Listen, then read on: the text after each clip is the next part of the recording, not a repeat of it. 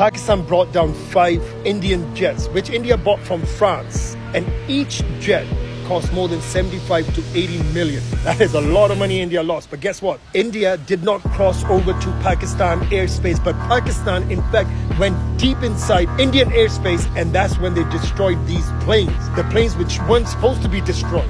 And each plane costing 75 million? Can you imagine how much loss India had? Remember, with all that embarrassment, all those lies they were talking about in their social media, on their channels, they had to do something. So what they did, they launched 80 drones into Pakistan. Not just normal army bases, they went for the civilians. That's what they did to hide their shame. But the next 12 hours was historic. No one has been able to do what Pakistan has did. Pakistan has showed the world that they are not just the #1 army in the world, but they are by far the kings of space. Until then, people, God bless you, and Pakistan Zindabad.